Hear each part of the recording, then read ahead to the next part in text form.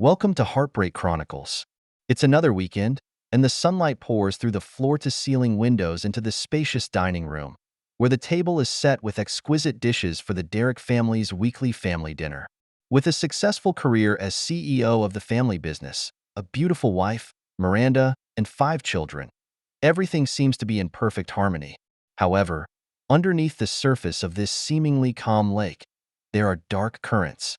Derrick lifted his glass and swept his eyes over everyone in the room, finally landing on Miranda. She was wearing a long, dark green iris design dress today that accentuated her pretty figure, and the diamond necklace around her neck sparkled in the light. It was their 10th wedding anniversary present. Sitting next to her is Lucas, Derrick's longtime friend and longtime partner in the family business, a renowned art appraiser. "To our family and a bright future," Derrick said as he raised his glass. The crowd raised their glasses and clinked them against each other with a crisp clink. However, it was then that Derrick caught an unusual look between Miranda and Lucas. In those eyes, there was a flash of tacit understanding, even with a hint of imperceptible ambiguity. Derrick's heart felt like it had been gently stabbed by something, and it hurt. This doesn't seem to be the first time such a scene has occurred at a recent family dinner.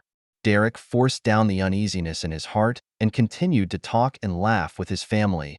But that look, however, was like a stone, stirring up layers of ripples in his heart. After dinner, the kids went upstairs to do their homework, and Miranda went to her bedroom early under the pretext of not feeling well. Alone in his study, Derrick turns on his computer and begins to recall Miranda's erratic behavior in recent times. She seems to be getting busier and busier, often working late into the night and traveling more than ever. She used to always enjoy getting tired of the kids, tutoring them in their homework and playing with them. But now, she seemed indifferent to their affairs and always seemed distracted. To Derrick's dismay, Miranda and Lucas were interacting with each other more frequently. They often met at art exhibitions or auctions and spoke on the phone privately. Although Miranda explains that it's all about work, Derrick has a feeling that it's not that simple. Derrick lights a cigarette and takes a deep drag, trying to calm himself down.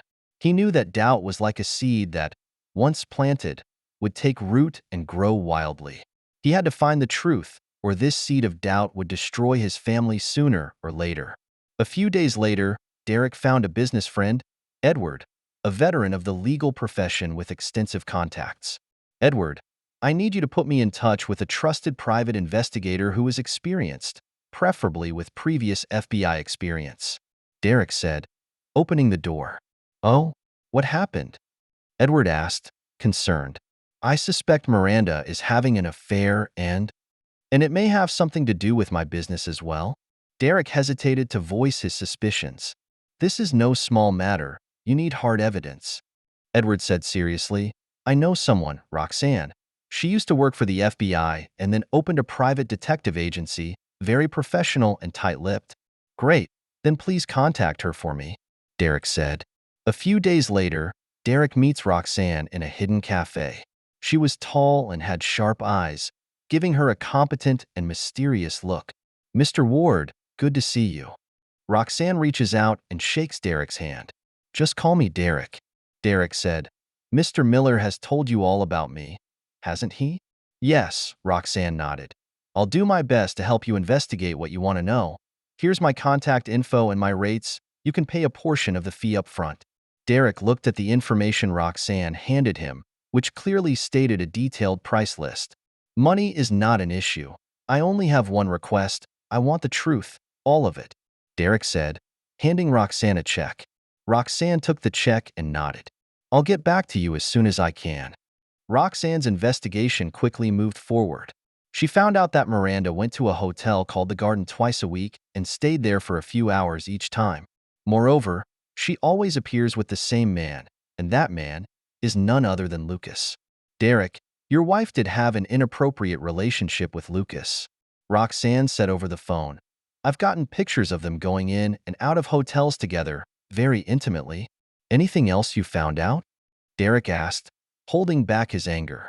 "I looked into Lucas' company and found that he has been involved in several controversial art deals lately, and also, he and your company have been competing inappropriately on some of the projects.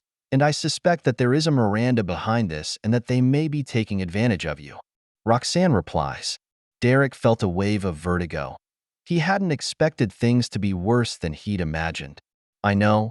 You continue to investigate and notify me first if you have any news. After hanging up the phone, Derek felt a wave of anger and pain like no other. He always thought he had a perfect family, but he didn't realize it was all an illusion. What should he do? Should he confront Miranda directly, or should he continue his investigation and gather more evidence? To find more direct evidence, Derek began to pay more attention to Miranda's whereabouts. He discovers that Miranda has a secret cell phone, but she always carries it with her and never leaves it. Derek can only surreptitiously check her phone records and text messages when she's not looking, but Miranda is discreet and always deletes critical information in a timely manner. One night, Miranda went to take a shower and left her cell phone on the nightstand. Derek hesitated, but picked up her cell phone. He quickly went through the call logs and text messages and realized that Miranda and Lucas were in frequent contact with each other and that their conversations were becoming more and more ambiguous. Suddenly, a new text message popped up from Lucas. Honey, I booked my flight for tomorrow. See you at the usual place. Derek's heart raced, and he knew that this could be his last chance. He wrote down the flight information and decided to go to the old place himself. He wanted to know the truth. The next day, Derek returned home early on a business trip. Based on the text messages, he hypothesized that Miranda and Lucas were meeting at the Garden Hotel. He drove to the vicinity of the hotel and began to spy on it. Sure enough, it wasn't long before he saw Miranda walk into the hotel. He waited a while and also walked into the hotel lobby and, using some trickery, found out the room number Miranda had checked into. Derek came outside Miranda's room and he took a deep breath to calm himself. He pressed his ear to the door and listened carefully for movement inside.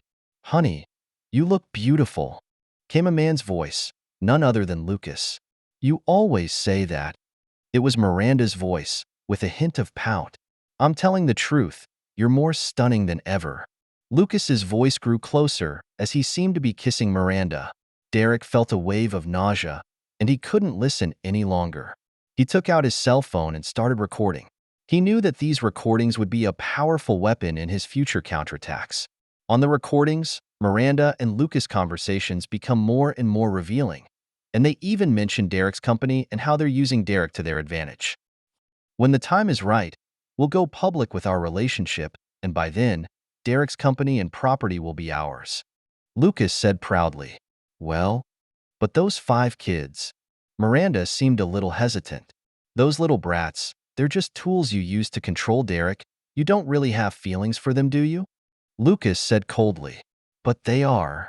After all, Miranda's voice was low, and she seemed to be crying. Well, don't think about that. We have more important things to do. Lucas's voice sounded again, and then a strange sound came from the room. Derek felt a chill as he couldn't believe that his beloved wife and trusted friend could be so viciously calculating.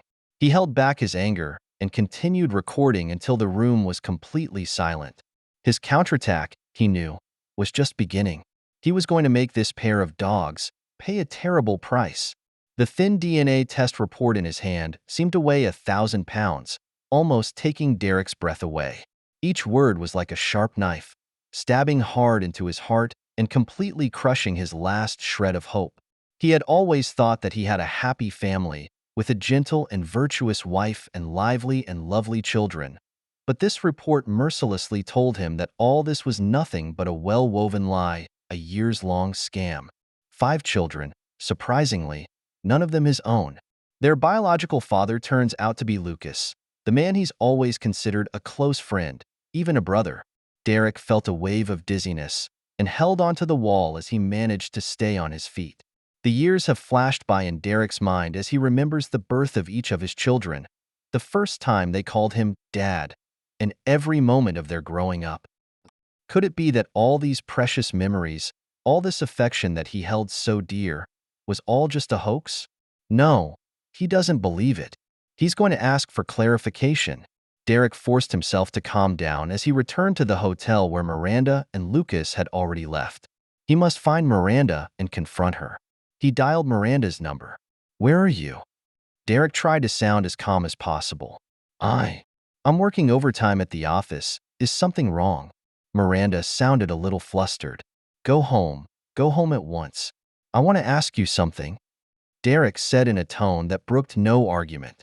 Miranda seemed to sense something and was silent for a moment before saying, Okay, I'll be right back. An hour later, Miranda returned home.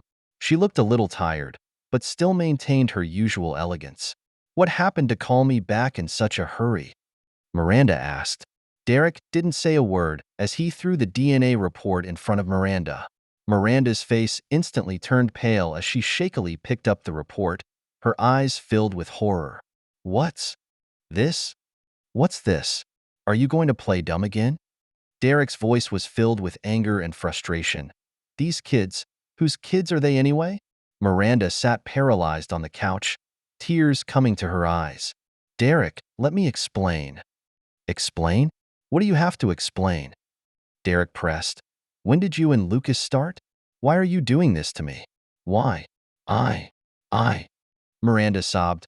I recognize that the children are Lucas's, but I approached you in the first place for I had my reasons for approaching you in the first place. A hard time? That's why you teamed up with Lucas to deceive me. Played me for a fool? Derek's voice grew colder. The woman who claimed to love me, the wife I shared a bed with for years, was such a vicious liar. No, it's not what you think, Miranda tried to explain, only to be interrupted by Derek. Enough. I don't want to hear any more of your lies. Derek turned and walked over to the liquor cabinet, poured a glass of whiskey, and drank it down. I'll divorce you, and you'd better be ready for a clean break. No, Derek, you can't do this to me. Miranda cried. I did love you. I really did. At least once, and besides, the children are innocent. You can't leave them without a mother. Loved me? Is that what you call love, betrayal, and deception? Derek, as for the children, I will tell them the truth. They have a right to know who their real father is. Completely devastated, Miranda threw herself in front of Derek, wrapped her arms around his legs and begged, Derek, please, don't do this to me. I can't lose you, and I can't lose the kids. I admit that I was wrong, but I really have my own reasons. So please give me a chance to explain it to you, okay? Derek looked at Miranda on her knees, crying in pain, without a trace of pity in his heart. He broke Miranda's hand and said coldly, Opportunities? You've already wasted too many opportunities. Now, what I'm going to do is make you and Lucas pay for what you've done. With that, Derek turned around and left the house. He needed to calm down. He needed to think. He needed to formulate a perfect plan for revenge. He needs a professional attorney to help him win the divorce case and protect his property. The next day, Derek came to Brian's law office. Brian is a longtime friend and a prominent divorce attorney. Brian, I want a divorce, Derek said openly. What happened? Brian asked with concern. Derek tells Brian the whole story, including Miranda's affair with Lucas and the mystery of the children's origins. Brian listened with a frown on his face. This is unbelievable. Do you have proof? Derek pulled out the photos and recordings Roxanne had provided, as well as the DNA report. Is this enough? Brian looked over the evidence and said, The evidence is very strong, and if you can prove that Miranda is at fault and that the 5 children are not your own, you can have a strong advantage in the divorce proceedings and even get Miranda out of the house. At the same time, based on the clues you provided about Lucas's unfair competition in business, we may be able to fight back from the perspective of a business lawsuit. Great, then I'm counting on you. Derek said, I'm going to make Miranda and Lucas look bad and have nothing to show for it. I'll do my best. Brian said, but this lawsuit could be tough, and you need to be prepared. I know, but there's no turning back for me. Derek's eyes were filled with determination. By the way, I suspect that my father Henry is also involved in this scam. Can you help me investigate him? Your father? Brian was a little surprised. Why do you say that? A gut feeling and the fact that Henry and Lucas have an unusual relationship. I need to know the truth. I don't know what I'd do if he was really involved. Derek replied. Well, I'll look into it all together. Brian said. After leaving the law firm, Derek started working on his father. He recalls some of the suspicions surrounding the sudden death of his mother, Marion. Marion was a renowned art collector who died when Derek was still very young. The official story was that Marion died of a heart attack, but Derek always felt there was more to it than that. He started going through his mother's belongings, hoping to find some clues. In an old photo album, he finds a photo of Marion, Henry, and Lucas, in which Marion has a somewhat unnatural expression that seems to hide a secret. The photo reinforces Derek's suspicions, and he decides to reopen the investigation into his mother's death. He believed that there must be more truth hidden behind this huge hoax. The flame of vengeance burned hotter and hotter in his heart. He wanted to unravel all the mysteries and expose all the evils to the light of day. Once the seed of revenge was planted, it grew wildly in Derek's mind, but he didn't let his anger get the best of him. He knows that to take down Lucas and Miranda once and for all, he'll need a well-thought-out plan and, well, a whole new identity. He found Dr. Ethan, one of the world's leading plastic surgeons, and after a series of precise measurements and designs, Dr. Ethan customized a complete plastic surgery program for Derek. Your bone structure is perfect for tweaking. I will surgically alter the shape of your cheekbones, nose, and jaw, and at the same time, I will make some minor adjustments to your vocal cords so that your voice will change as well. Pointing to the simulated image on the computer, Dr. Ethan explained to Derek, after the surgery, you will be a completely different person and no one will be able to recognize you. The procedure was extremely painful, but Derek clenched his teeth and didn't say a word. He knew that this was a step he had to go through in his revenge plan. He also received some special treatment for his skin and changed his hair and pupil color for added authenticity. A few weeks later, when Derek stood in front of the mirror again, he saw a completely new face, a brand new identity, Isaac. In order to make this new identity more believable, Derek sets out to fabricate Isaac's backstory. Utilizing the contacts he had made in the business world over the years, he forged a series of documents and records to portray Isaac as an art investment advisor from Europe with extensive industry experience and a deep professional background. He has even gone so far as to create a website called Isaac Art Advisory and has published several articles signed by Isaac in leading art magazines. Now, I'm Isaac, Derek said into the mirror, in a new, low, magnetic voice. Everything is ready. All we need is an east wind. Derek knows that it will be hard for him to take down Lucas on his own. He needed allies, and the first ones he thought of were sisters Andrew and Gordon.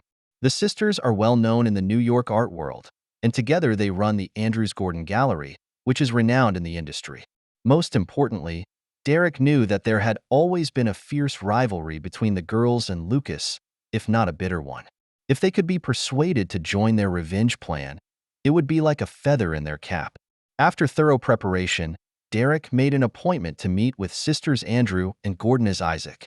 Ladies, I've heard a lot about you.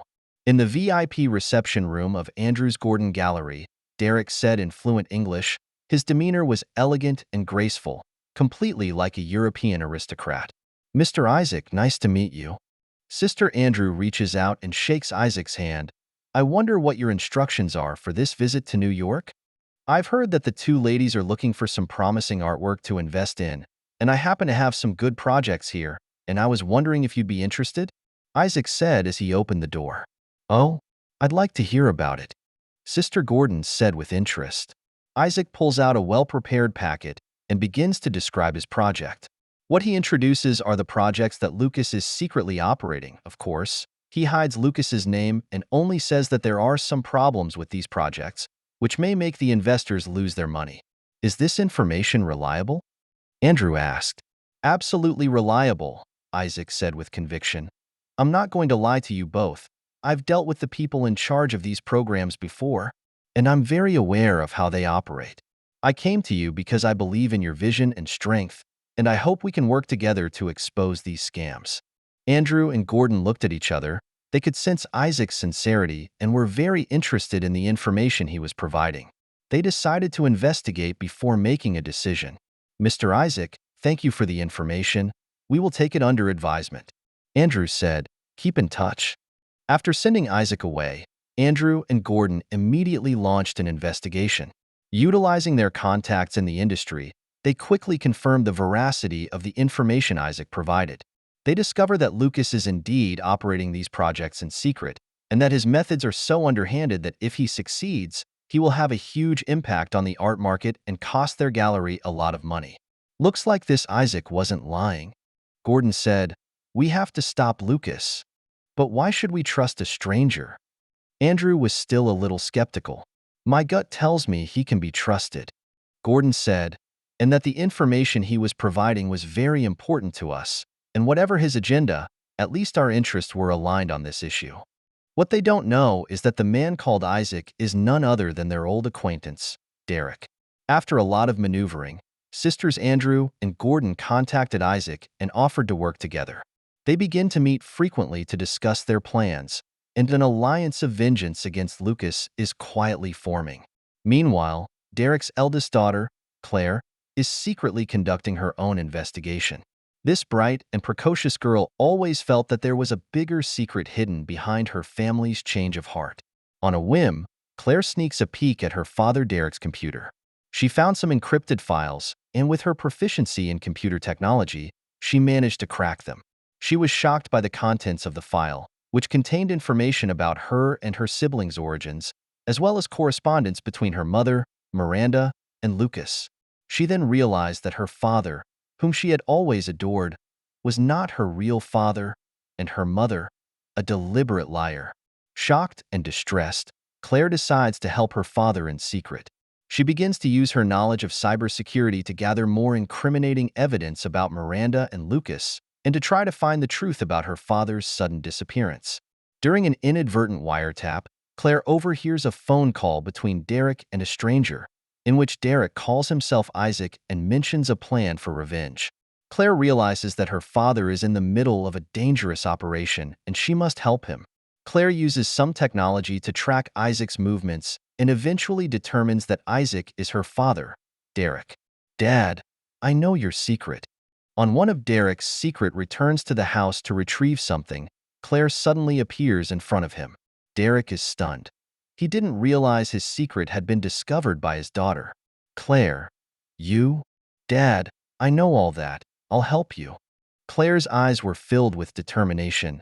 "Tell me, what can I do for you?" Derek looked at the smart and brave daughter in front of him with mixed feelings. He knew he couldn't hide it from Claire any longer. He confesses everything to Claire, including his plans for revenge and the dangers he faces. "Dad, I will fight with you," Claire said firmly. "I'll help you expose the bad guys for what they really are, in my own way." With Claire's assistance, Derek's plan for revenge gets even better.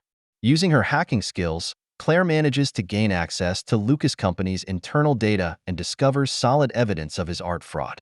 With the help of Andrew, the Gordon sisters, and Claire, Derek manages to contact FBI Special Agent Candace and provides her with detailed evidence of Lucas art fraud.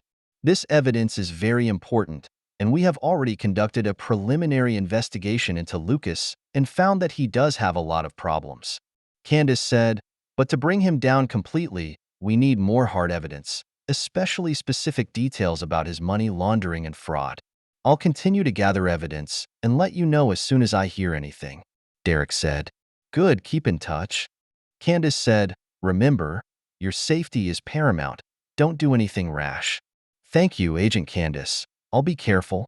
As the investigation deepens, a vast criminal network emerges, and Lucas is just the tip of the iceberg.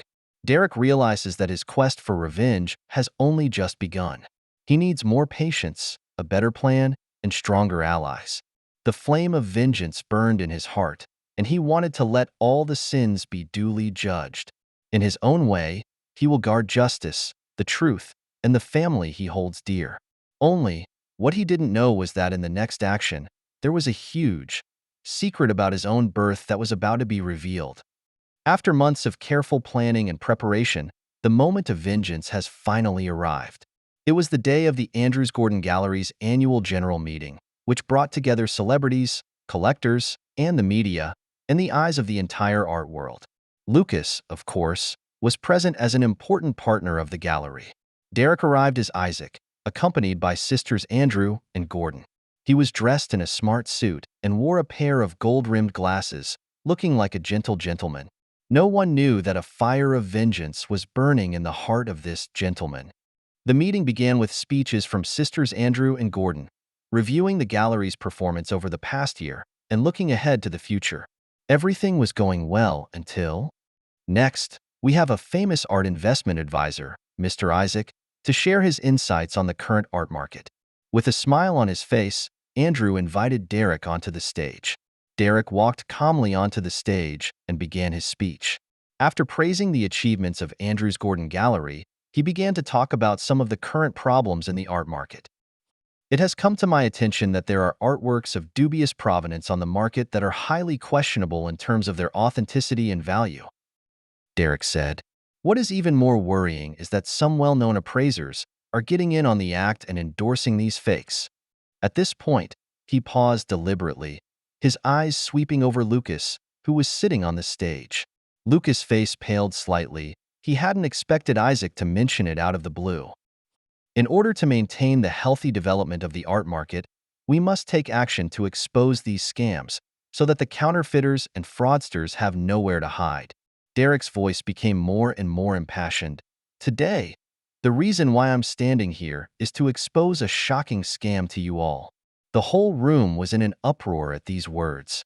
Everyone held their breath, waiting for Derek's next words. Mr. Lucas, as a well-known art appraiser in the industry, have you been involved in several art fraud cases, selling forgeries to collectors at high prices by forging appraisal certificates? Derek suddenly pointed his finger at Lucas. His voice exploded over the venue like a thunderbolt. Lucas's face instantly turns pale. He didn't expect Isaac to expose his crime in public. You? What are you babbling about? I don't even know you. Don't recognize me? Then how about we listen to these recordings? In these recordings, you can hear yourself admitting that you conspired with someone to falsify authentication certificates, and you can also hear you discussing with a certain lady how to divide up the illegal property obtained through fraud, Derek said, and signaled the staff to play the recorded evidence that he had already prepared. Immediately, a recording of Lucas and Miranda discussing how to deceive Derek, as well as a recording of Lucas and others conspiring to falsify the certificate of authenticity, rang out in the room. The recordings, which were collected by Derek and Claire, were each enough to send Lucas to jail. As he listened to the recordings, Lucas' body began to shake and he knew that he was finished. In addition to these recordings, I also have solid evidence of your money laundering through fraudulent transactions, Derek continued, and showed the crowd in attendance a series of documents and data. This evidence I have submitted to the FBI, and I believe they will act soon. Just then, several FBI agents, led by Candace, walked into the meeting. Mr. Lucas, you are under arrest. Candace walked up to Lucas and showed the warrant. The venue was chaotic, with reporters raising their cameras and flashing lights. Lucas slumped in his chair like a puddle, completely losing the will to resist. Meanwhile, Claire anonymously releases a detailed report via the internet that exposes all of Henry, Miranda, and Lucas' crimes, including the children's true origins, Henry's cover-up, and Lucas' fraud. The report is accompanied by a variety of evidence Claire has collected over the years, including DNA test reports, phone records, email exchanges, and financial statements, among other things. This report immediately caused a furor on the internet when it was released. People have condemned Henry, Miranda, and Lucas for their brazen behavior and have expressed sympathy and support for Derek. After the dust settled, Derek found Henry. Tell me, why did you do it? Derek looked at the old, haggard man in front of him with mixed emotions. Henry was silent for a long time and finally spoke. Back then, for the sake of the company's interests, I did some shady deals with Lucas and owed a huge debt. Later, the company suffered a crisis. I needed a large sum of money to work out in order to pay off the debt. I accepted Lucas's help, or rather, a threat. He knew some of my secrets and used them to coerce me. Henry's voice was full of remorse. Later, Lucas and Miranda's affair was discovered by me, but by that time, I was already deeper and deeper into it. In order to hide my own secrets, I was forced to help them cover up the truth. Even in your mother's death, I did something I shouldn't have done. Things. Mom's death? Did? Derek asked in shock. Your mother found some clues back then. She began to suspect Lucas and tried to investigate him. In order to stop her, Lucas poisoned her. Henry covered his face and said painfully, I, on the other hand, chose to remain silent out of fear that my secret would be revealed. So you condoned Lucas killing Mom for your own gain? And helped them deceive me for so many years? Derek's voice trembled with rage as those words completely upended everything he knew about his father. I know that no matter what I say, it won't make up for my sins. Henry looks up at Derek. I'm willing to take the law into my own hands. I just hope you can. Forgive me. Derek didn't say anything as he turned and left the room. He didn't know how to deal with a father who was both familiar and strange, and he needed time to digest it all. At the end of the shareholders' meeting, Derek walked onto the stage and, facing the stunned crowd, slowly took off his glasses and tore off the human skin mask, revealing his original face. I'm sorry for deceiving everyone. I'm not Isaac. I'm Derek, Miranda's husband, or rather, former husband. Derek's voice echoed through the venue. I did this because I discovered a shocking conspiracy, a conspiracy of deception, betrayal, and murder. Derek told the crowd what happened to him and how he uncovered the truth step by step. His story shocked everyone and filled everyone with admiration for him. Today, I stand here, not just for revenge, but for justice. Derek said, I hope that through my experience, I can warn the world not to be fooled by falsehoods, but to bravely pursue the truth and guard justice. Finally, Derek walked over to Claire and hugged her tightly. Thank you, daughter. You are my greatest pride. Tears welled up in Claire's eyes, and she knew that this was the moment when her and her father's hearts were finally connected. In the days that followed, Miranda and Lucas were tried by the law, and they paid dearly for their crimes. And Henry, too, was sentenced to a term of imprisonment for harboring and perjury. Justice, at last, has been served. The revelation of this shocking scam swept through the art world like a violent storm and changed the fate of Derek's family forever. Lucas was sentenced to a long term of imprisonment on multiple counts of fraud, forgery, and money laundering. And throughout his time in prison, he refused to plead guilty and attempted to appeal his conviction by various means, but all his efforts ended in failure.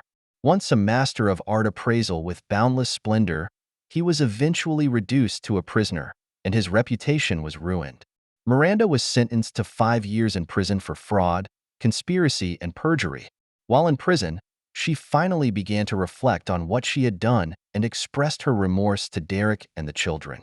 She cooperated actively with the investigation and provided many key pieces of evidence about Lucas and Henry's crimes, earning a reduced sentence. Henry was sentenced to 10 years in prison for harboring, perjury, and manslaughter. At the moment the sentence was pronounced, this once powerful business tycoon instantly aged 10 years. He was tormented by his conscience in prison and spent every day in penance.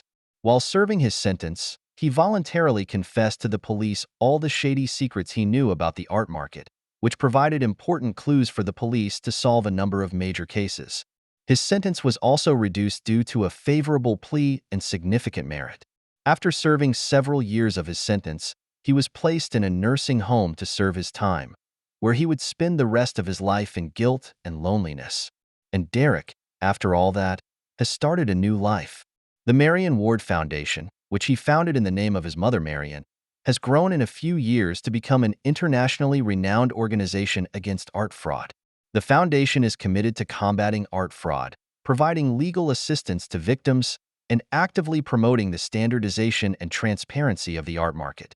Derek also funded Claire's development of an art appraisal program based on artificial intelligence and big data, which can quickly and accurately identify the authenticity of artworks, greatly improving the efficiency and accuracy of art appraisals. This program is widely used around the world and has become the industry benchmark for art appraisal. Claire, with her talent and hard work, has become a leading expert in the field of art appraisal. She is often invited to participate in various international art forums and exhibitions, contributing to the healthy development of the art market. Despite knowing her origins, she chose to stay with Derek and, along with her siblings, helped her father with the foundation. Dad, thank you for everything you've done for us. At one of the foundation's annual dinners, Claire raised her glass of wine and said to Derek, "We couldn't have conquered those evils and have what we have now without you." "Silly boy, I have you to thank for that." Derek's eyes were filled with love. "You gave me the strength and courage to make it to the end. You are all my pride." Several of Derek's other children have gone on to achieve great things in their respective fields. Some of them became artists, some curators, and some art dealers. And although they are not related by blood, the bond between them is deeper than that of real brothers and sisters. We weren't born to the same father, but we are all Marion's children, all Derek's children. At a family gathering, the oldest son, Ethan, told his siblings, "We have to stick together and pass on Marion's spirit to make the world a better place." A few years later, Miranda was about to be released from prison. Before her release, she gave an exclusive interview to a media outlet. "I have made an unforgivable mistake and hurt the people I love the most," Miranda said in front of the camera, shedding tears of remorse. "I hope that my experience can warn the world not to be blinded by greed and lust, and to cherish the people around me who truly love them." After her release from prison, Miranda doesn't choose to return to Derek, but instead goes to a remote town and becomes a volunteer to help underprivileged children and the elderly. She spent the rest of her life atoning for the sins she had committed. 20 years later, the Marion Ward Foundation is celebrating its 20th anniversary. On this day, artists, collectors, museum curators, and government officials from around the world gathered in New York to celebrate the event. As the founder of the foundation, Derek gave a passionate speech. 20 years ago, "I created this foundation as a result of a personal tragedy," says Derek, "and for 20 years we have been dedicated to fighting art fraud, protecting the rights of artists, and promoting the health of the art market. Today, I am proud to say that we have accomplished a great deal, but our mission is not over. In the future, we will continue to work hard to create a more honest, transparent, and better art world." At the end of his speech, Derek walked off the stage and hugged Claire tightly. "Dad, we did it," Claire said excitedly. "Yes, we did." Derek's eyes glistened with tears. "And it was all for Marion, for our beloved mother." In the corner of the venue, a familiar figure silently watched it all. That's Miranda, who came all the way from afar for the foundation celebration. Though she didn't come up to recognize Derek and the children, her face, on the other hand, beamed with relief. At night, Derek is alone at Marion's grave. "Darling, do you see? Our children have grown up and they have all become wonderful people." Derek gently caressed the tombstone as if he was conversing with Marion. "The foundation we set up has also helped many people and preserved countless precious artifacts. I know that you have been watching over us from heaven. You are our eternal pride and example." The flowers and plants around the cemetery swayed gently in the breeze, as if Marion was responding to Derek. At this moment, Derek felt a sense of peace and happiness.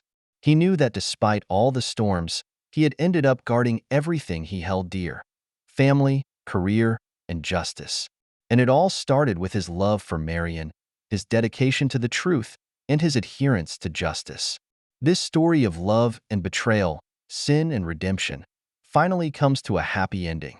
But the story of the Derek and Marion Ward Foundation will continue, and they will continue to guard the integrity and justice of the art world, so that Marion's spirit will live on forever. That's the end of today's story. For more captivating tales, hit subscribe and never miss an episode.